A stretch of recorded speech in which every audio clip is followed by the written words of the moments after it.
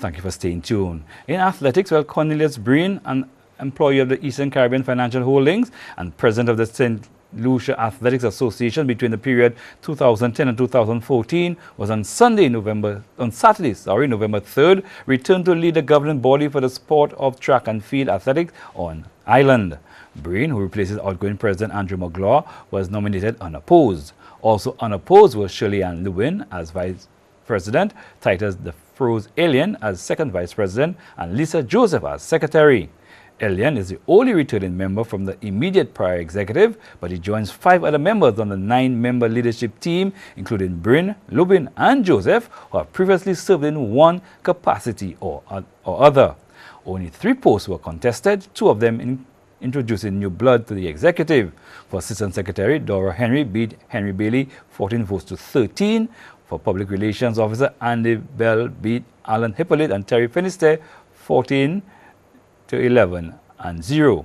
And for Treasurer, longtime Administrator Alfred Emmanuel thrashed Terry Finister 26 votes to 1. Jonathan Emmanuel and Wayne Burton were nominated unopposed as floor representatives. The new executive is set for a 2-year term of office until the year 2020. Usain Bolt's dream of becoming a professional footballer has been put on hold after the 8-time Olympic gold medalist and Australian A-League outfit Central Coast Mariners parted ways. The decision was made after Bolt's representatives were unable to find a suitable commercial partner to supplement a prospective contract, the Mariners said in a statement on Thursday. According to reports, the 32-year-old was seeking an annual salary of $3 million, but the offer on the table was apparently set at $150,000 per year. And while the Australian Football Association was prepared to help the Mariners fund the deal, the total proposal ultimately fell short. In a short statement, the Olympic record holder in the 100 and 200 meters events thanked the Mariners for the opportunity. During his negotiations with the club, Bolt turned down a 2-year offer from Maltese outfit Valletta FC. Finally tonight, well, with the World Cup action to get on the way in a few days' time, we take you back to Sunday's action at the Mindoo Phillip Park in the Mothers and Daughters in cricket. Again, that was held at the Mindoo Phillip Park. To enjoy. It's the right time now. This is we time now. People put your hands in the air. Trace again. Come raise the flags up now. Ladies standing proud. Everybody hands in the air. Eyes watching them, eyes watching. Time to get them ball bashing. We keep smashing till we win. Boundaries be broken and we grinning. Turn up, turn out. We jumping, roaring and shout. It's a woman's world and history is hers. Let's go.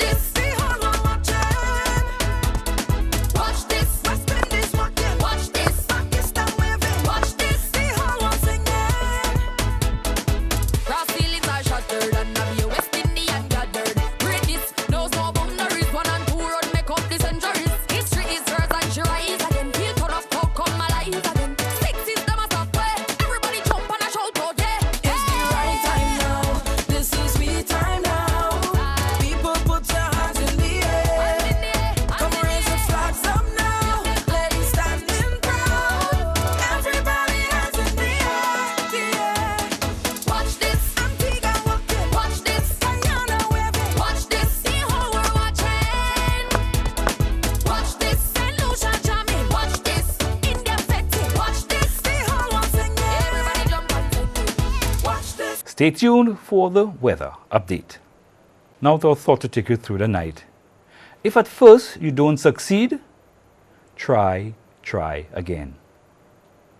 The DBS News continues. Please Stay tuned. Good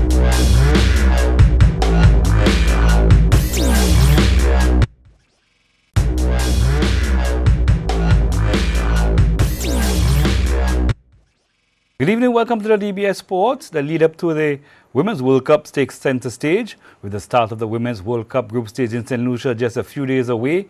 Former West Indies captain Darren Sammy is giving back. I pledged 250 tickets over the 5-day period that we have in St. Lucia, and I just decided to give the St. Lucia Boys Training Center some tickets to come and watch our women take on England on the 18th of November. It's always good when you give back to the community, especially the Boys Training Center. Sometimes you tend to forget, you know, and look, they have some talented young boys in there. Meanwhile, another initiative ahead of the Women's T20 World Cup group stage here got on the way this morning with the start of the Under-17 Inter-District Ladies Schools Cricket Tournament. At the Phillip Park, District 2 defeated District 1 by 6 wickets. The scores: District 2 91 from 15 overs, Joyanne Preville top scoring of 25, Sky Smith picked up 4 for 19 and Natalia Phillip 4 for 7. For in District 1's reply, they got to 94 for 4. Amy Julian, she top scored with 26, and Alison Felix, well, she picked up 2 for 5. We spoke with the vice captain of the winning team, Sky Smith. My team has won District 2, and we feel very flattered that we did a great job. We performed to the best of our abilities, and we're looking forward to many more games. We also spoke with the captain of the District 1 team, Joyanne Preville. The game was quite exciting at the beginning. Well, we did well in the batting, but in the bowling, not too good. Okay, we bowled too many wides on the balls. Okay, so your next game, what are you going to tell your players for the next game? Well, I'll tell them to focus on the game more, bowl more, well, straighter, less wides, less no balls, and more wickets. Down in the south, at the Philip Marsleg ground, District 5 defeated District 6 by 9 wickets.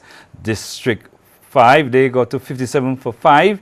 District 6 got to 57 for 5. District 6 got to 58 for 1. While District 8, they defeated District 7 by 11 runs. District 8, they got 120, while District 7, they replied with 109. Competition continues on Thursday. In football, goals from Nanji Phillip and Sebastian Rebo, the latter via the penalty spot, earned St. Lucia a 2-1 win over Barbados in the CONCACAF Under-20 Men's Championships. In the 14th minute, Phillip, who is a student athlete at LSU Alexandria, put St. Lucia ahead. After an equalizer early in the second half, Rebo scored from the penalty spot and put St. Lucia ahead for good. St. Lucia, in their first encounter, lost to Haiti 1-0. In netball, the 2018 annual Dr. Gail T.C. Rigobert Netball Tournament was launched officially on Sunday, 4th November at the Micoud Multipurpose Court. The tournament is being hosted under the theme, Resilience Looks Good on You.